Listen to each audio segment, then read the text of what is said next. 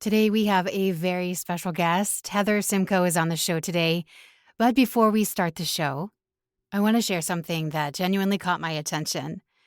If you've ever picked up your phone to start a timer and ended up distracted instead, you'll get why FOCUSAUR stands out. FOCUSAUR is a physical focus companion that helps you start without opening another app. You twist and click to begin, and in deep focus mode, it creates a real pause between you and your phone. So just one quick check is easier to stop before it turns into a spiral. And when you finish a session, you get a visual reward that makes consistency feel encouraging instead of punishing. If that sounds more doable than trying to out-willpower your phone, it's on Kickstarter right now. Tap the link in the show notes to back FOCUSAUR in the early bird price and be among the first to get one. Today's guest is Heather Simco. She's a transformation coach and founder of Complete Concierge Solutions and Sober Boss Babe. She helps high-achieving women break free from burnout, alcohol, and self-sabotage through mental, physical, and emotional sobriety. With 20-plus years in entrepreneurship and over a decade sober, she teaches women how to reclaim their energy, elevate their leadership, and build aligned, high-performance lives and businesses. I think you're really going to enjoy the interview. We have a guest, Heather Simco, today. Heather, thank you so much for joining us. We appreciate you so much for being here. Oh, thank you for having me. I feel very blessed and grateful for being here. Well, we always start off our show with a quick win. So tell us your quick win, and then we're going to dive into your story. You have so much wonderful things to say. We were just talking a few minutes before we started recording, and I'm so excited for people to listen to your story and hear your message. But what is today's quick win? Today's quick win is, and I listened to your podcast about planners. My quick win is before I leave my work at the end of the day, I have my piece of paper, my version of a to-do list, out on my desk so that when I come in, it's the first thing I know I need to do. So it's already nothing's out of sight, out of mind. So that has been such a huge quick win, is having it visually present in front of me. So I remain focused as soon as I get in. So I'm not, pulling all of the different, squirrel or shiny ball syndrome. So that has been a massive recent quick win. Just 5 minutes before I leave, make sure it's laid out and I'm set for the next day. Awesome. Planning ahead. That's something we don't normally think about, but if we get into the habit of it, right, set it out. It completely changes the way our day goes. Absolutely. Just a teeny little quick win like that. That's amazing. Yeah. So Heather, tell us your story, kind of where you've been and what you're doing now. Okay. I'll make it short. There are a lot of ebbs and flows. So I know it's... I'm writing a book, so eventually you can just read the whole story.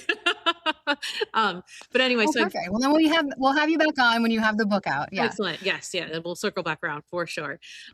So yes, I was born and raised in California. It was actually a product of a teenage pregnancy, which my biological parents broke up after being married for a couple of years. I ended up being custody with my father, and then he married someone next door by the time I was 4, who was only 14 years older than me. And then I didn't see my biological mom, for most of my life. She has her own kind of issues. And I grew up in a very Cinderella-like environment. And I was just always aim to please, people please, don't get in trouble, just overly controlling environment. And there was a lot of addiction, family brokenness, basically every kind of brokenness you can imagine in a family, that was there. And so by the time I hit high school, I had a best friend, and we, of course, wrote letters back in the 90s, back in the dark ages, before emails. And she had sent a letter, and my stepmother saw it. She said something not very nice about my stepmother, and I was no longer allowed to talk to her or see her anymore. And my first coping mechanism and dopamine hit was food. So I called it my first drug of choice because I was kind of a nerd. And that was really the beginning of overcompensation or deprivation, and leaning on something to cope, because I didn't understand. We didn't know ADHD. I didn't really understand any of the stuff. I just forged through Right. to make sure I got good grades. And so that was my goal. My ticket out was to get into college, and my stepmother was from New York. So we moved to New York after I graduated high school. And very shortly thereafter, I was 17, I moved out, and I've been on my own since I was a teenager. So basically homeless in a brand new state, no driver's license, no car. And if anyone knows anything about the upstate New York, you can't get a job without a car, and you can't get a car without a job. And so, and I didn't even have a driver's license. So stuck on campus and, before everything's built up. And then the drinking picked up, which most kids do in college. By my second year of college, I started dating my now husband. We've been married almost 24 years now, together almost 30. And he owned a business. I was going to school for being a school teacher. And so I mean, talk about the 100 miles an hour. I would go to school, then I was teaching, come back and help him, manage the business. And we were in the Brazilian Jiu-Jitsu mixed martial arts world at its infancy and became kind of pioneers in that industry and really built this amazing empire. I was able to leave teaching in 2010 and do that full time. Through all of this was what I didn't realize, most undiagnosed ADHD, and my coping then became alcohol. And regardless of how much I leaned on my coping mechanism, if I put that down, it was something else, whether it was competition, work, working out, like those extreme goals to keep working towards, not realizing it was a form of addiction. And we eventually built the business up enough. We sold part of it and retired here to Southwest Florida, where we are now. I got into a car accident within a month of moving down here, and it took away everything that working out. I mean, it was minor, it was nerve damage, but literally everything fell apart. Everything that I had been overcompensating for in the world, all the titles, all the goals got stripped away from me. And I really had to deal with me as a whole. And that's where I eventually, we found a church and women who were in sobriety who introduced me to the recovery program. It didn't stick right away. It took about a year and a half. And I'll have 12 years actually next Thursday, April 30th, of sobriety. And that was a moment where, Congratulations. thank you. I Amazing. surrendered. I realized I was an I got a girl, self-sufficient girl, because it was survival mode my entire life, that I did everything the opposite of everyone in my family. And it worked until that last key was a completely different key that didn't unlock what I thought it did. I'm like, why are all these things working for everything else and not this one? And so that final surrender and asking for help to God, just the compulsion was gone. But that's where the heavy lifting comes in, and transforming who you are as a person, how you organize yourself, where all of your cobwebs and everything is. That's where the heavy lifting really starts. And so over the past 12 years, I've just done a lot of digging, a lot of research, really understanding, how people work, codependency, ADHD, alcoholism, sobriety. And I've worked with a lot of women locally. Some are, and in the addiction world, some are huge success stories and some are not. And so you can't want it more than someone else. But in that, I realized how much more I have to offer, even in the online world, to become a life wellness and transformation coach, where figuring out who you are as a human, sober, mentally, physically, and emotionally, especially ADHD moms, learning how to be comfortable in the middle instead of living in those extremes allows you to optimize everything that you can do in your life by having a clean diet, recognizing your emotions, having that mental and emotional, the mental stuff. And that's if you have medication, whatever it is that you need to make sure that your mind is set, and all three of those realms, so that you can optimize who you are as a person. Because ADHD women, I mean, I pedal to the metal. I was making bank. Like I was doing really, really well in the business. But it all came crashing down because it was all untreated mental illness that I didn't realize that I was suffering with. And so that's really my huge passion now, is to help walk in and find those blind spots for women, help them reorganize themselves in that concierge or in the community environment, that they're no longer alone. They don't feel like they're crazy, and they can have someone walk in and reorganize. Like I call myself a chaos coordinator. And it's really what I'm doing. I'm great at it for other people too. Like I figured out for That's myself. what we all need. Yeah, exactly. Is having, going in and being like, okay, like I said, my daughter's, unfortunately, this is her own superpower. She has been diagnosed with the male version of ADHD as a female. And so my whole life, So even the now, hyperactivity, like the normal hyper things that focus, we see all of them. from She has all of them. Her therapist went, "Wow, sweetheart, you have them all."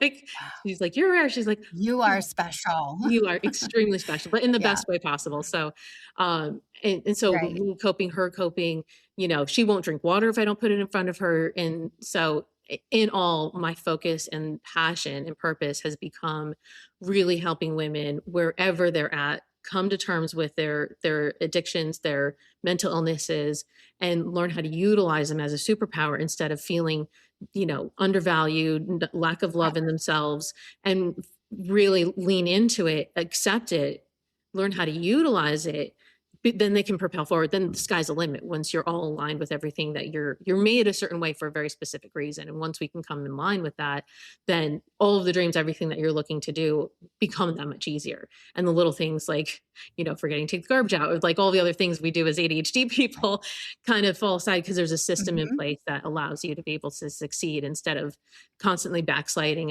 and the extreme emotions, which I'm constantly coaching my daughter through all of the time.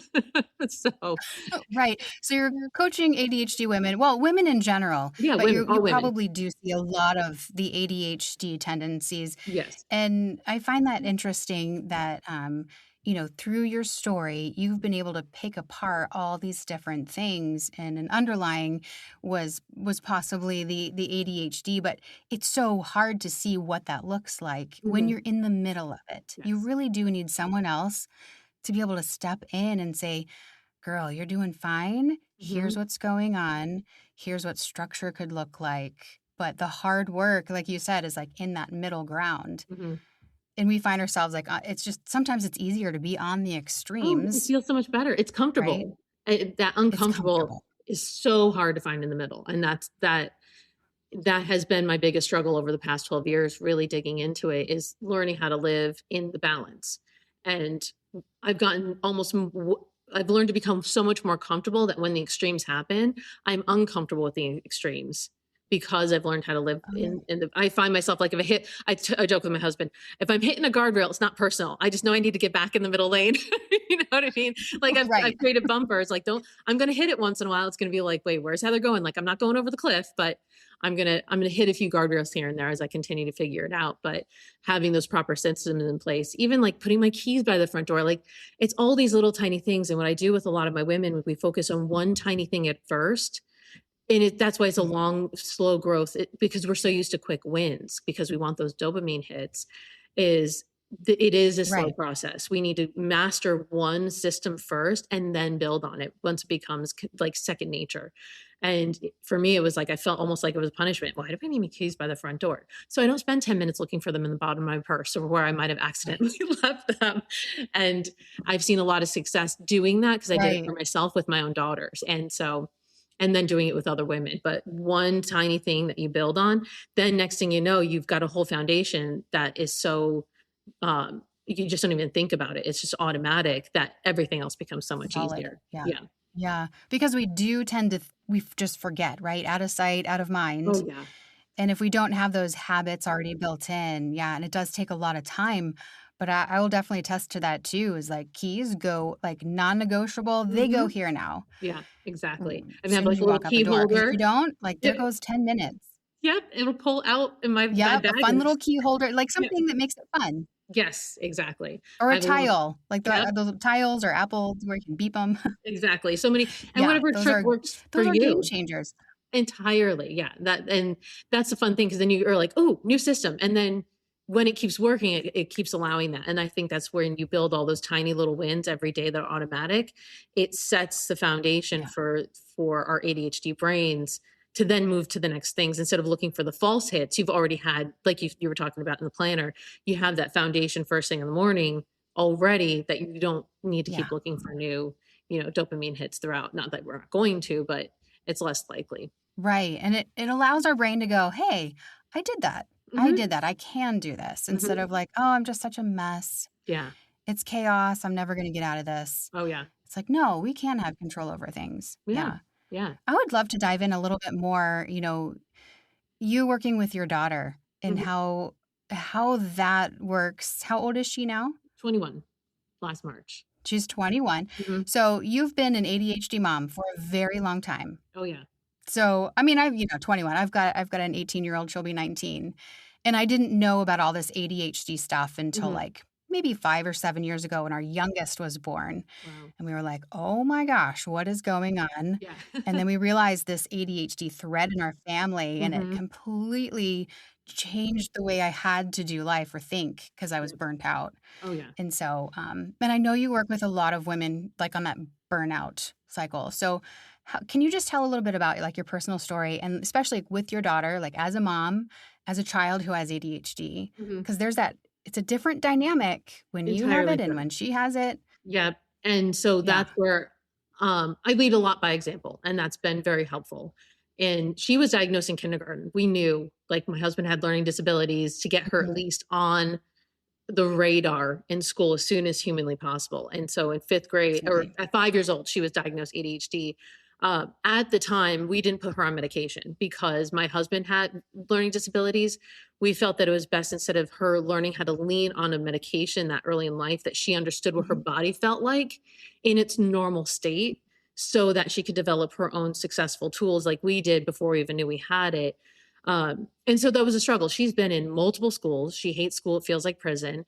But she's super artistic, and I've been Mhm. able to not make her feel less than if we have to move to another school or if it's not quite the right fit, because it's this you don't just because that system works for other people doesn't mean you have to fit into that system. And so I was Mhm. very, very careful her growing up to make her understand that just because she's different doesn't mean that it's bad. Like, what your difference is actually your superpower. How can we use this that makes you unique to your own Yeah. abilities, that other people don't have those tools? The way she sees things, she can conceptualize this. She made this behind me. That's all her.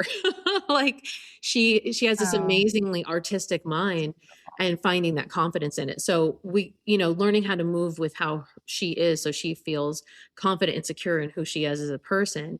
Then she hit 18, 19 years old and then realized, okay, maybe I need some medication. I'm like, you're an adult now. You can research it on your own. We just At the time there wasn't a whole lot out there that didn't have certain side effects that we didn't want to have to worry about long term what that would look Yeah. like for her. Not that, and that's the thing. And on this, even in recovery, I am so much, if you whatever your doctor says, whatever your diagnosis is, listen to your physician first over anyone else. Everyone's got an opinion about it. I have my own, but I always tell everyone, please listen to your Mhm. physicians first. That's what they're there for. And that's why I give my daughter that sense of autonomy so that she could have the confidence to make that decision for herself. Like, she tried it for a bit, didn't like it, and then found her own dose. Yeah. And now she knows when she needs to use it, when she doesn't. She's so much more self-aware that Mhm. if she hadn't known that her entire life, she knows what her extremes and lows feel like, that she now can manage what it looks like in her Mhm. adult life. And she still lives at home, and we're more of a family-based business. So she does worship at our church now.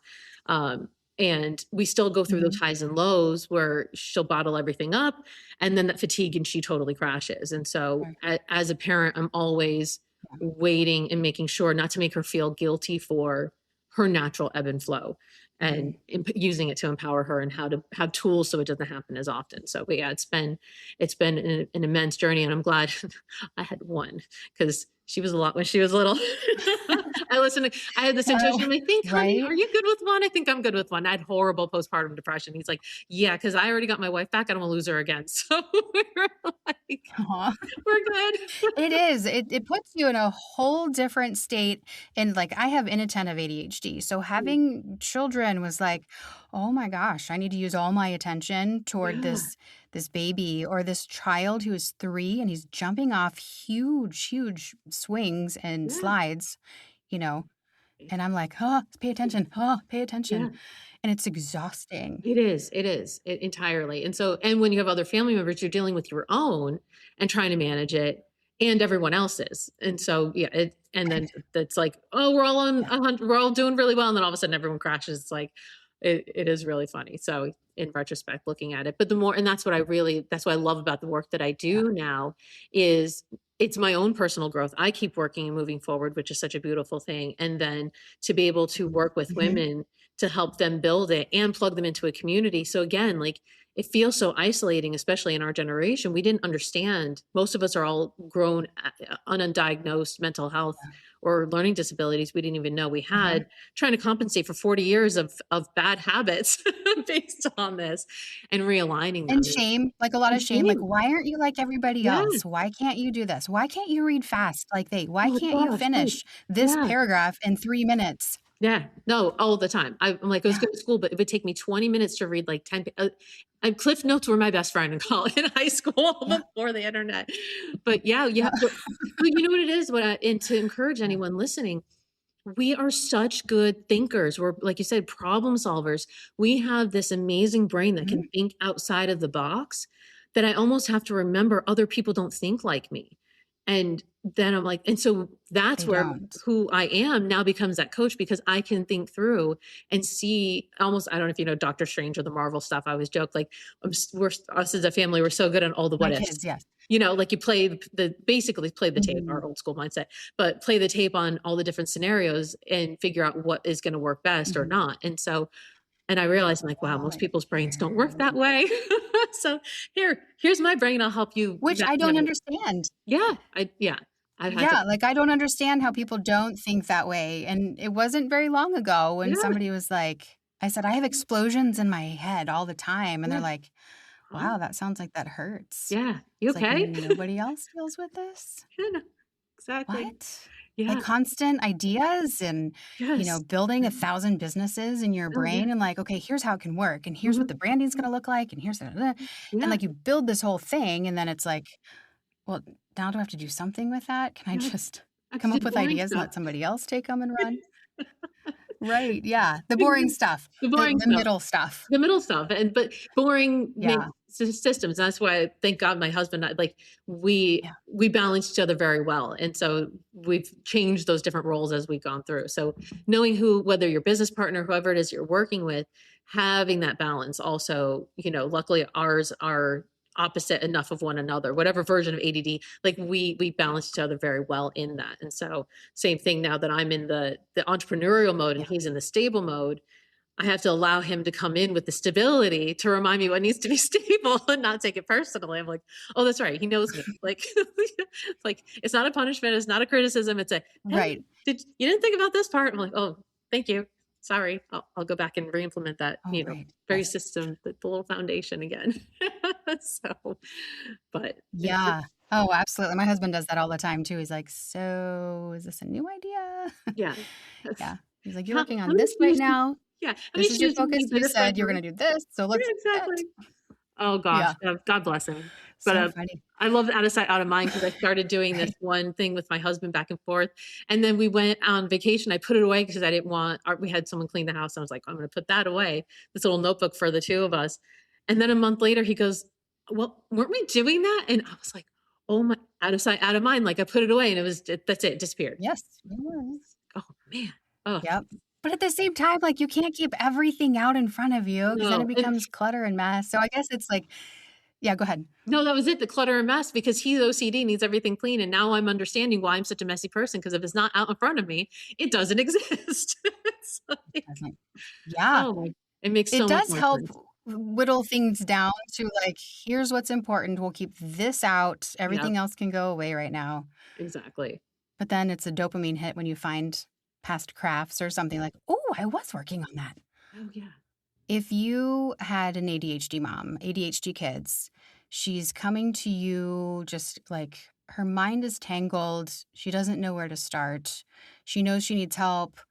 Like where do you start with her? What are the some maybe a couple tips or tricks or something questions that you use to help her sort things out as she starts this journey? Yes, the first place I always start is time inventory. Where are you spending your time in that chaos? We look at what her routine looks like when she gets up. Really, we take an entire inventory of her time, and that's when we start rearranging like-minded tasks together. Whether it's the kids' soccer practice, can you get gas on the way there? I start grouping tasks together that make it so much easier, so that she alleviates the time. So she goes from being in a chaos mode, especially with kids and herself in many different directions, to then having a more economized, less chaotic day, so that when the other parts might go crazy or chaotic, there's time for those allowances, because your kids are going to forget their shoes. So all those little things are always going to keep happening. But if you can create a healthy foundation of some of the basics, like having your groceries delivered so that you're just looking at what you need, so you're not, looking at the next sale and just grabbing stuff just because you feel like it, or you're going grocery shopping hungry. Little tips and tricks like that kind of create a nice base for the family lifestyle, so that then also your kids are used to more of a structured environment, and then you can start following suit.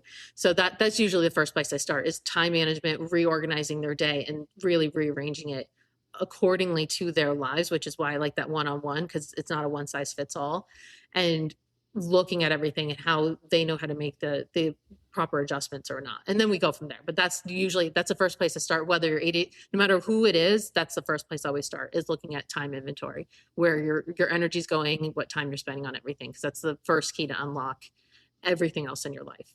So looking at time, I think that's beautiful and a perfect way to start. And I think a lot of us have time blindness.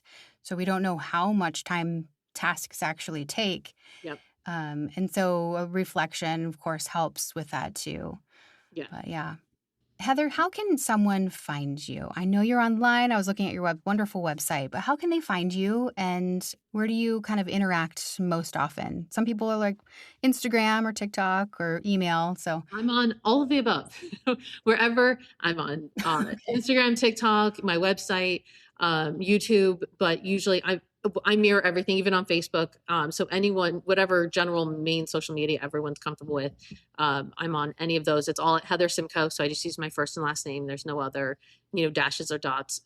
And luckily I'm the only one out there, so it makes it easy. And if you want to just come directly, you can fill out a form right on my website or DM me. I'm on all of the social media platforms. So they're all direct contact connections with me.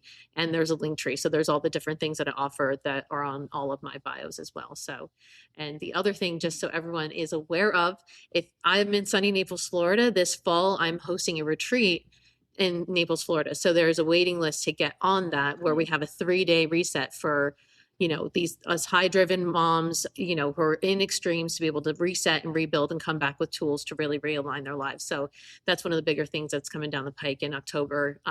And so if you want to join the wait list, I'd love to host you here in my new hometown of Naples, Florida. That's amazing. Thank you. That sounds wonderful. And Naples it's a beautiful area if you've never been there before. Beautiful area. It feels I don't know, tropical. It just feels, it's perfection, really. Well, Heather, thank you so much for just your story. I appreciate you and where you have come from and the transformation that you personally have been through.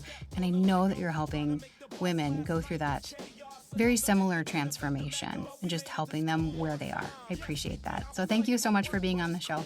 Thank you for having me. I really appreciate hosting. Thank you so much.